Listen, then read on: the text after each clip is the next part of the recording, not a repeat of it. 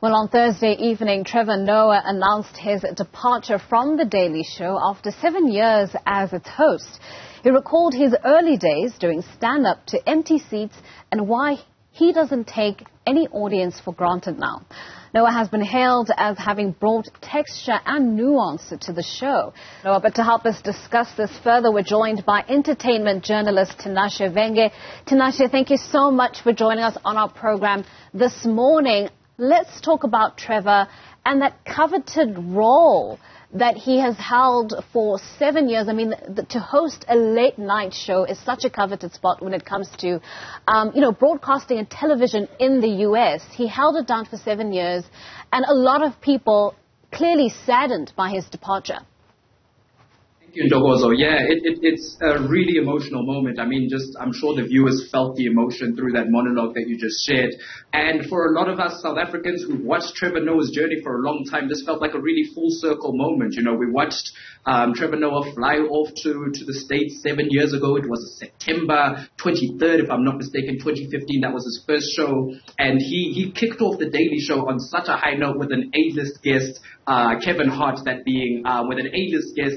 And I think that was a real great introduction to America to show exactly what Trevor Noah was all about. And in the 7 years, he's achieved just about any feat that any entertainer could want to achieve in the States. I mean, he's hosted the Grammys. He became the first black person to host the White House Correspondents' Dinner. He's been on the cover of just about every big magazine you can think of, from GQ to Time Magazine. He's interviewed former President Barack Obama.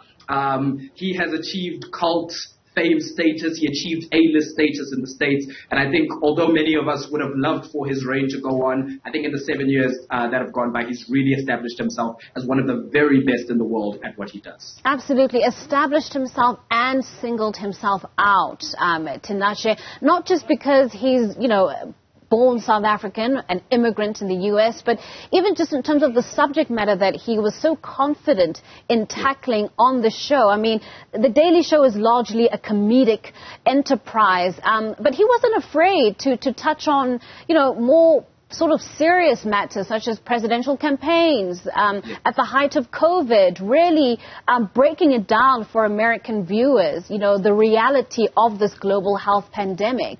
And clearly not so different to the sort of work that he did back home in South Africa, touching on very, sensitive issues, sensitive political issues, even here at home, taking that blueprint with him to the U.S.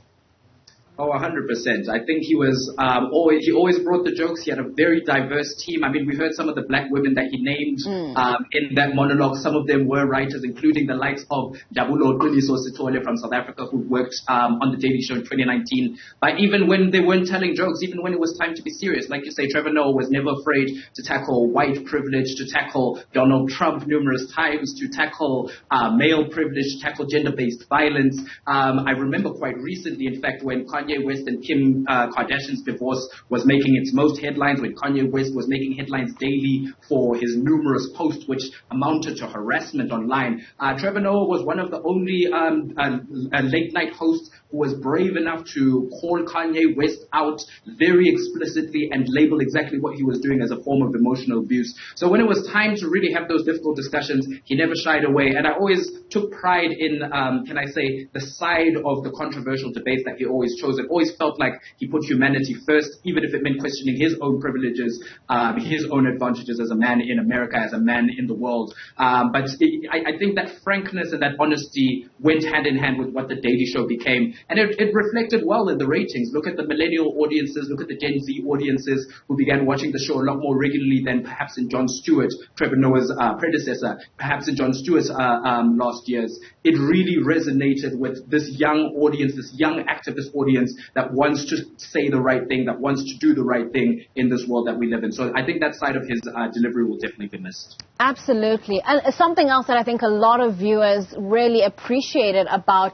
his rendition of The Daily Show was utilizing his platform the way that he did to put, black actors on there to highlight and to shine the spotlight on the work that they've done, what they've achieved. Oftentimes, we know they're rendered to the margins of U.S. society. Our very own actors making it onto The Daily Show, profiling individuals such as Barack Obama, profiling Will Smith, all of these individuals coming onto his platform, given voices in spaces perhaps that they weren't previously.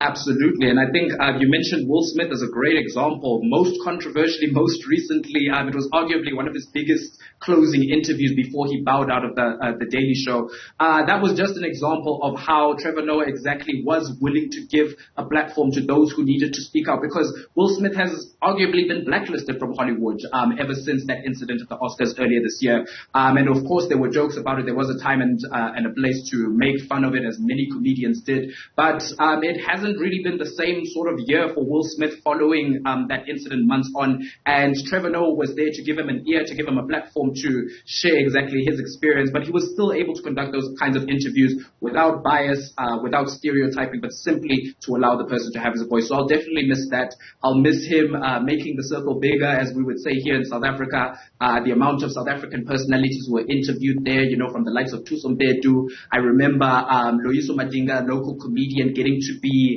the African correspondent for The Daily Show some time back. And in general, just the freshness, the diversity, and the color that we saw from his own team, his fellow comedians, his fellow writers, some of whom we've just mentioned. I feel like every opportunity that he possibly could, he really gave what Americans would call minorities an opportunity, foreigners, people of color, people, Hispanic Americans, non-English speaking Americans. He gave everybody that he possibly could a platform to shine on the show. Yes, and I mean, his story doesn't end there, of course, Tinashe. As we know, he's going on tour, a world tour. We know that he has a couple of shows lined up back home here in 2023. What are your thoughts on the sort of horizon that's lining up for Trevor Noah, the future that lies ahead for him? It's really interesting because, as we said a little earlier, he's achieved so much in the States that any comedian would ever want to achieve in a lifetime, let alone in 7 years, that it's hard to think, okay, so where to from here? Of course, he's got a world tour that is in the works for 2023. Of course, we've got a lot of South African venues. We've seen a brand new Netflix special just hit our screens as well, and we can expect plenty more of that. But for someone who's released a book, who's interviewed Barack Obama, who's hosted the Grammys, it's really hard to think what more could Trevor want to achieve, aside from perhaps creating an even bigger comedian legacy that sees him mentoring and giving other comedians the platform to reach the heights that perhaps he has. It'll be interesting to see what kinds of programs that he sets up around the world and as well as across South Africa and indeed the continent that advance comedy as an art form in our country. And it'll be interesting to see, as well as that, how often he's based in South Africa, how South Africans take to post-America Trevor Noah with a little bit of a twang. So both from his perspective as well as from his fans' perspective, I'm really interested to see how that dynamic and relationship proceeds in the next coming years. Absolutely. What's next for Trevor? I think Trevor's the only person that can answer that question. Tinashe, thank you so much for joining us on our program and helping us have this conversation. That was entertainment journalist Tinashe Venge.